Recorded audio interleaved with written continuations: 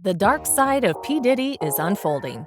He was the face of a generation, the force behind legends, the man who turned street dreams into a billion-dollar brand. To many, he's a genius, a mogul, a master of reinvention. But behind the champagne toasts and red carpets are shadows, lawsuits, whispers, and now, federal investigations. This is more than just a rise of a music icon. It's a story about power, loyalty, and the price of living too large for too long. Before the millions, before the mansions, before the scandals, he was just a kid from Harlem, Sean John Combs, born in 1969. Raised by a single mother after his father was murdered when he was just 2 years old. He would become Puff Daddy, P. Diddy, Diddy, a man who reinvented himself almost as often as he redefined the culture.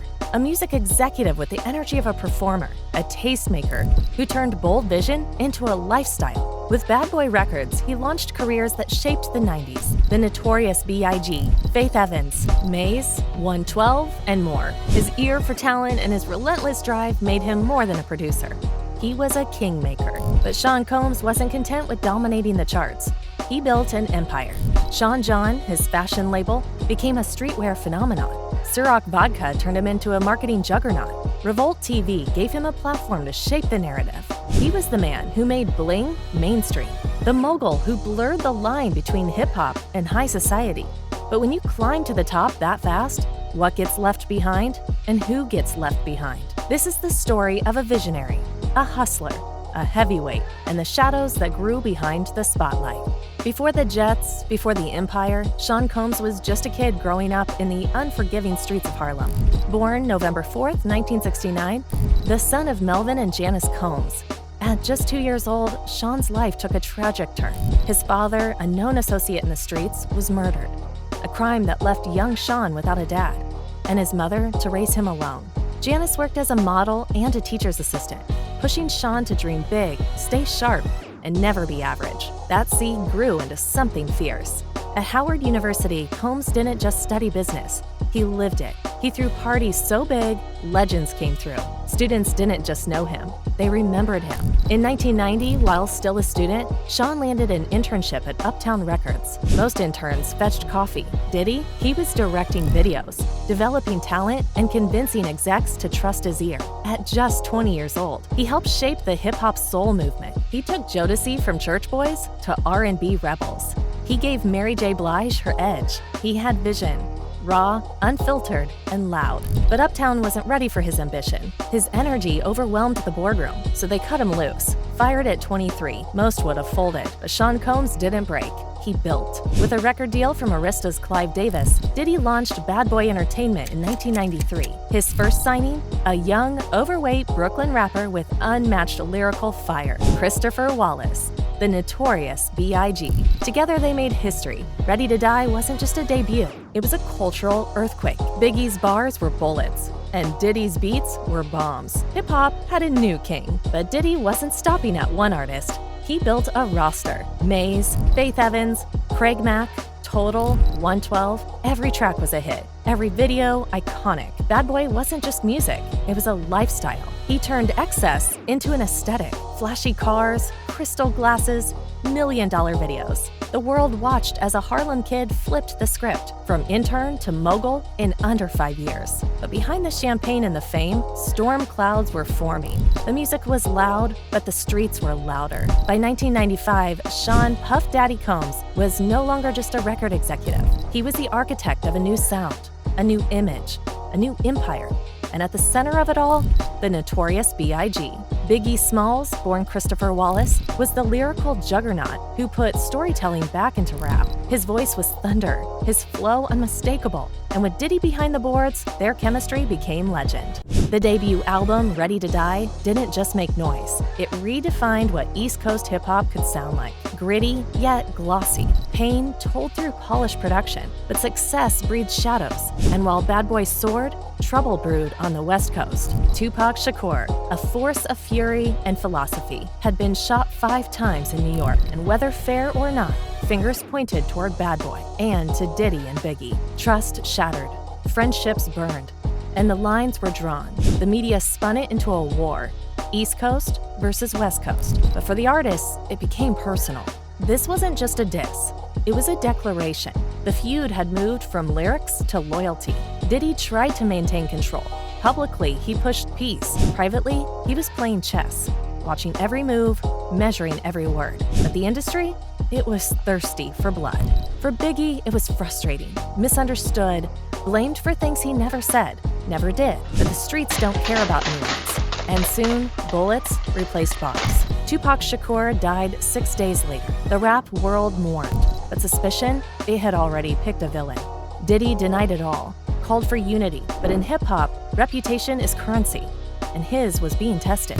On March 9, 1997, after a vibe party in LA, the notorious B.I.G. was gunned down in a drive-by shooting.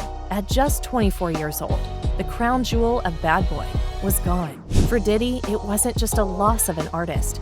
It was a heartbreak, a collapse. The very foundation of Bad Boy had been ripped apart in seconds. And yet, from the ashes, he would find a new voice, his own. March 9, 1997, the world lost the notorious B.I.G., and Sean Combs lost more than an artist. He lost a brother, a best friend, the heartbeat of Bad Boy. For a moment, everything stopped. The parties, the music, the bravado. Diddy disappeared from the spotlight, and no one knew if he'd come back. But grief has a sound, and Diddy, the producer, turned pain into purpose. He picked up a pen, stepped behind the mic, and reintroduced himself, not as Puff Daddy the mogul, but as Puff Daddy the artist. Released just months after Biggie's death, I'll Be Missing You became an anthem of loss, a global catharsis. It debuted at #1, stayed there for 11 weeks, and shattered expectations. Critics called it emotional manipulation, but for fans, it was a healing hymn, a farewell, a love letter. Diddy wasn't trying to replace Biggie. He was trying to survive him, and in doing so, he lit a new fuse under Bad Boy. The No Way Out era marked a pivot. Diddy leaned into pop, into spectacle, into becoming a household name, not just in hip-hop, but across the world. In tragedy, he found triumph. But behind the champagne toasts and platinum plaques, the shadows still lingered. Because when you rise that fast, when you rebuild from ashes, there's always a price. And for Diddy, the cost was only beginning.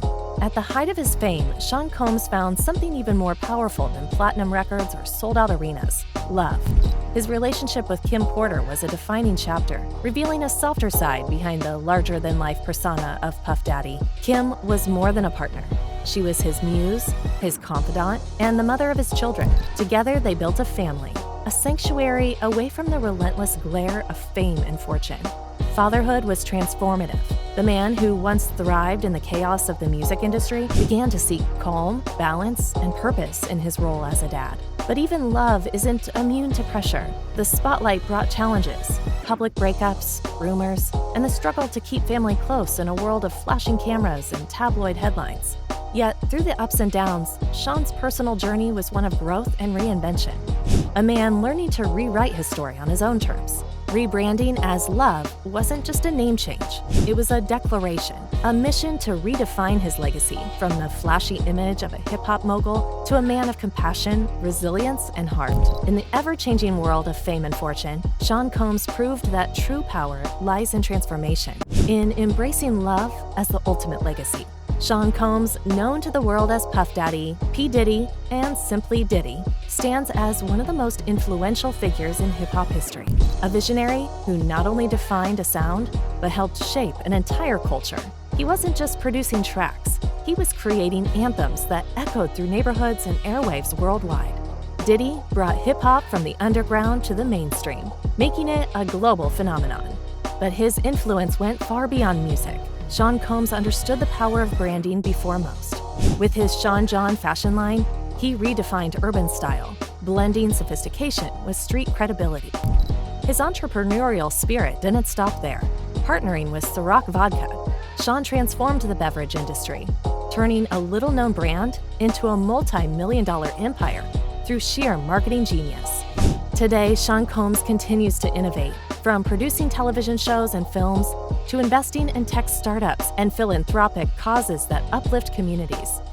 Like many moguls, Diddy's path has faced bumps, from legal battles to public controversies. But through every storm, his resilience and ability to reinvent himself have kept him at the top.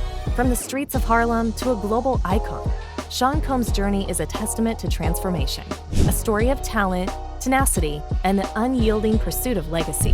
He isn't just a rapper or businessman. He is a cultural pioneer whose influence will echo for generations to come. Sean Combs' journey is anything but ordinary.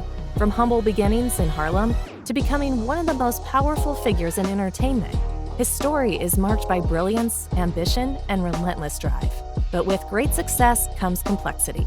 Diddy's life has been a whirlwind of triumphs and trials, a dance between the spotlight's glow and shadows of controversy. Is he the hip-hop legend who changed the face of music forever? The marketing mastermind who turned personal brand into an empire? Or the man with secrets and stories the world is still trying to understand? Perhaps he is all these things, a reminder that great figures are rarely one-dimensional. Their legacies are woven from success and scandal, passion and pain, vision and vulnerability. We want to hear from you. What do you think defines Sean Combs? His music, his business, or the man behind the headlines? If this story inspired you, hit that like button, share your thoughts in the comments, and subscribe for more deep dives into the lives of the icons shaping culture and history. Thanks for watching.